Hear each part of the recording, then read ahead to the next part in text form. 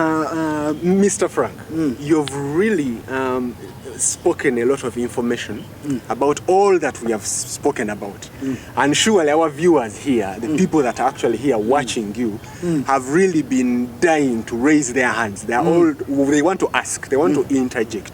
So at this point in time, I really want to really call upon one person that is going to come up and really come up with questions. Is there any person there that can really come up?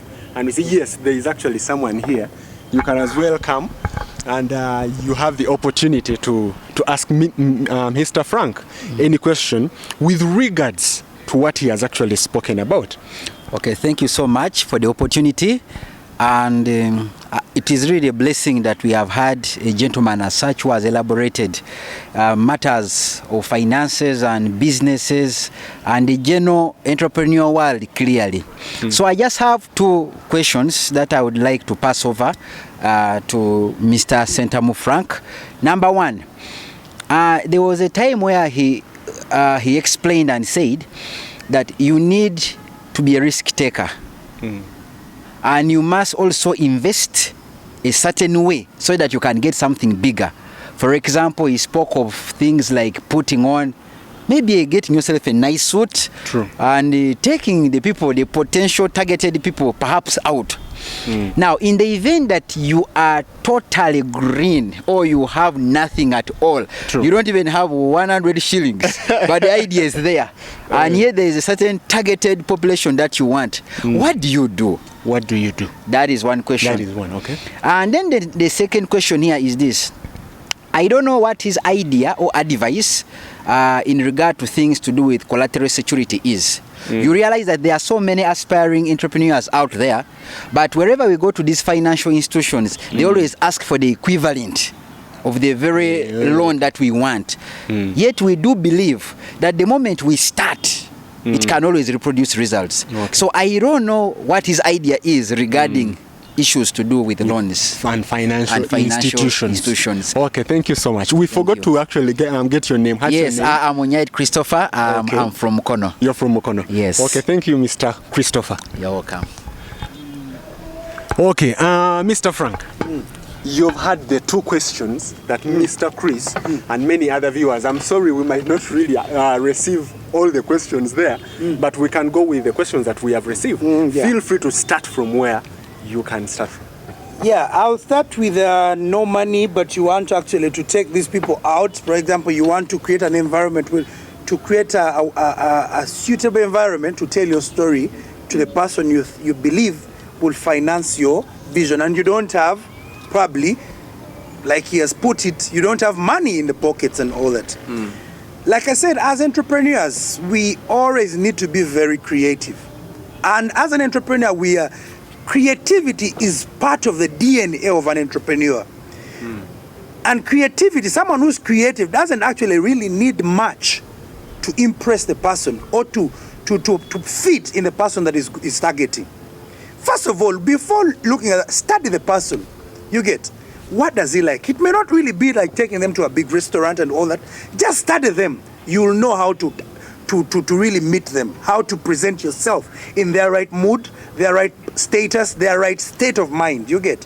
For example, I gave an example. For example, you're going to meet your parents. These are people you know.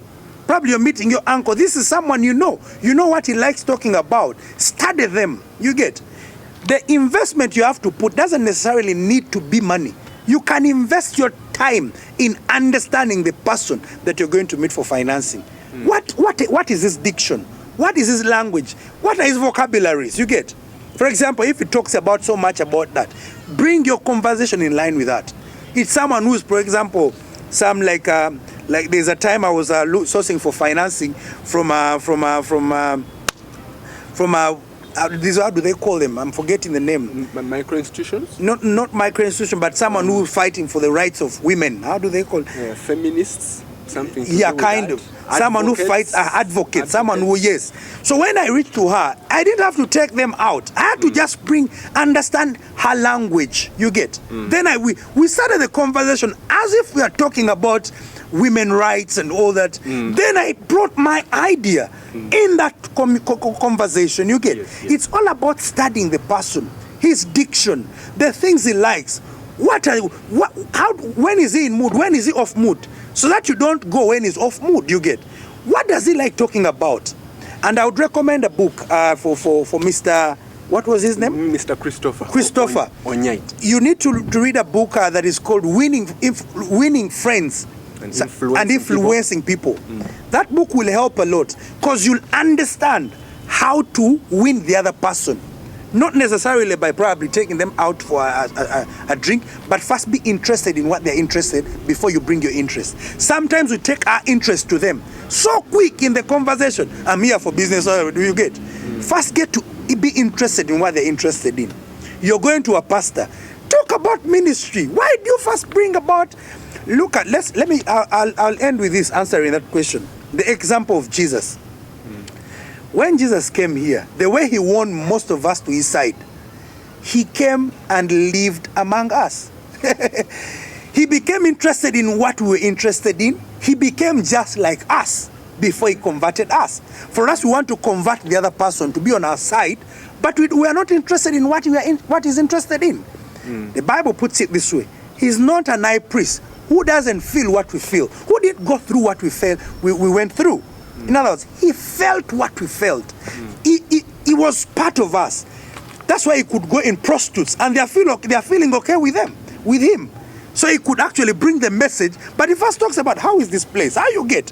First be interested in the people, understand them, be on their level, go on their level of thinking, and bring such things before you bring your issue.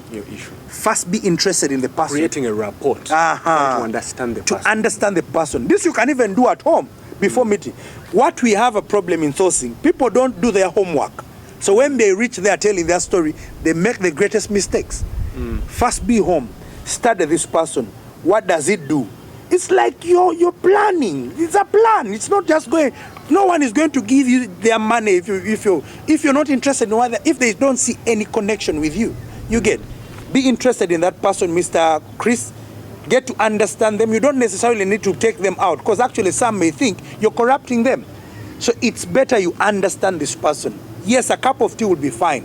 But if you don't have that money, first understand what he loves most, what he talks about most. Research. If he has some writings, first read his book.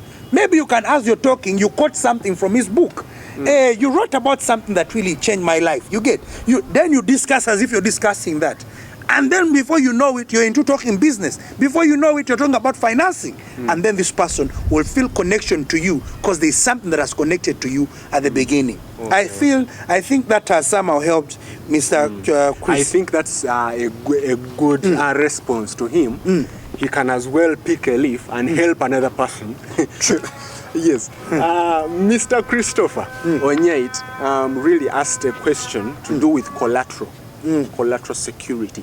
Many people are out there rich in ideas, but surely when they're looking for finances from financial institutions, they really come out of the financial institutions demoralized. What would you really speak about that? Yeah, maybe before, as I conclude on the other question, I wanted to pick it from the other question. Okay. So, Mr.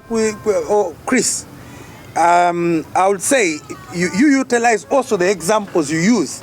Sorry, the kind of tactics you use when you're totally going to con a lady, when you're going to probably meet this lady and then you want to win her on your side. Yeah. The way you prepare yourself, the way you plan, what does she like, how will I say? You see, you practice at home. That's the way, that's the very mood you have to be in when you're actually sourcing for finances. You need to plan. I need to make her laugh. Which word can I say for her to laugh? That's very key in sourcing for financing because it's like you're actually reaching out to this person to win them on your side. Now back to the question that he asked. Collateral security and any idea regarding loans and what? For financing. For financing. An idea. Yeah. I would say this. I'll put it this way. When you're starting a business, it wouldn't be very advisable to start with a loan. Because usually, you know why the banks call it collateral security? They just put security there to confuse you. They are avoiding collateral damage. You see, because you will cause damage to their bank. So the reason why they're calling it security, they want to be on the safer side. You get? So for them, they don't care whether your idea will go through or it will not go through. That's why they are calling for a security that even when you fail, for us will remain with the security. If you have not reached a level of, if you have not injected something and you have not proven the business model of your business, of your idea, don't go for collateral security. Don't go for loans, because this will actually kill you just before you know it. Because remember, a loan is like an added cost on top of it. First, build to a certain level. Build to a certain level. You can't start with loans. You get? You start with some sort of equity. And equity is either sourced through finance sourcing, what he was asking, talking to through family members, invest to a certain level. And when you look at the business, you look at the financial kind of status. You look at your books of accounts and you'll be like, you will even determine the amount of loan that you will get. But if you start with a business, you won't know how much you will need. You get? Because you've not actually proven the model. First, prove the model. Actually, to a level that you've proven the model, if you prove the model so well, it will be even the bank that will look for you. We want to finance your idea. Why? They won't even ask for collateral security because you've proven the model. Our banks in Africa, they are different. They don't usually finance business ideas. Maybe some development banks and all that. Probably it will improve over time. But they don't really finance a kind of models and ideas and all that. But before going for collateral security, before going for loans, first build. If you need money to begin, you've not really actually started. You don't need to start. Because when you need money to start, don't start. If you think I need money, you have your idea, and the only thing that is keeping you back is money, you're not yet there. You need to develop something. Even without money, you ask yourself, what can I do now without money that can push this idea forward? You get? And all the things that you need to start don't require money. Tell me, are you going to require money to talk to people? Do you require money to talk to the people to believe in your idea? Do you require money to build a team around your idea? If you really require money to do those things, don't start. You get? Because it will not be sustainable. If the team members that have come on board, they totally want to be paid immediately, someone has to just first believe in the idea the way it is. That's why I always go back to storytelling. Be a good storyteller. Let's look at Jesus. If Jesus had to win the disciples by paying them, if he had to start by paying something, doing something, do something that required finances, he wouldn't have started. Probably people may even come for the wrong reasons if you present money as the thing that they are starting with. The things that you require to start don't really need money. Talk about the idea until people get to understand you. They can't separate you with your idea. Yes. If it's estates, talk about real estates that even your eyes will look estates. Let your uncles know her. When they talk about estates, who knows about it? It's Chris. Who knows about this thing? It's Chris. If you have not talked about something over time for people to identify you with that idea, you're not yet there yet. The things you need to start, Mr. Chris, don't really require money. But some of you may be like, oh, that is not really practical. You know it requires money and all that. Yes. I'm not saying money is out of this equation, but I'm talking about starting. You don't need to start with a lot of money. And if you can't put together 50, 20, 100,000 shillings, how are you going to get the bigger things? If the small things that have failed, then how are you going to get millions? You get? Yes. Start with it. Where can I get this 1,000? Play around with whatever you can. If it means selling your thing to show that you're serious about the thing. You have a fridge at home and you say you don't have $1 million. You have a TV at home. You've not yet believed in your idea so well to sell even a TV at home. And you're telling people to sell the money they have worked so hard to give it to you. You have an oven and you use have it once a month. Once a month. And then it's still seated. And for you and your comfortable life. So you go to this man. He has also struggled to make his money. And you tell him, give me that money. You think he will give it to you? But be like, I've done a lot for this thing. I've sold my thing. I've done this thing. If you believe the idea will work, you won't fear to do some of the things that are crazy. Entrepreneurs were crazy. You have to be on a certain level of craziness. You get? To raise funds, it doesn't really need someone else. You can even, I'm not telling you sell your assets because I don't want to be misinterpreted. But I'm talking about you have luxurious assets at home just for luxury. You know, it's only in Africa. Our one rich man was talking to his kid, and this is the thing as I conclude. These are the things that entrepreneurs, like I said, we don't have mentors. An entrepreneur, a big businessman, saw a poor man buying television, buying things and all that. And he told him, my son, you are developing. You've started developing luxurious things. But when the child of the rich man started buying those things, the rich man caned him. Why are you buying those things? You've not invested it and you're buying these things? What are they going to help you with? You get? So sometimes it's what we carry, what we believe in that will determine. That's why I'm saying people buy things that are not in any way connected in what they believe in. You can't tell me you believe in your idea and you buy, let's say your idea is buying, let's say starting a chapati business, and then you have a TV at home, yet that TV is entire capital for the business. You get? That means you've not yet believed in this idea so much for you to give up what you don't like to get what you like. That means you're still double-minded. True. Focus your thing. Do away with what you're supposed to do away. You can source money from yourself first. From yourself. Then people will know that you believe in your idea. But if you can't even afford to sell what you're not using at home, like you have a fridge at home, you have a TV at home, and you can't sell it to raise the first capital, you have to be the first investor in your business, not someone else. You get? You invest in your business first before someone else invests in you. Okay. Yeah. Okay. Hope I've helped you. This is Kingdom Entrepreneurs, where your idea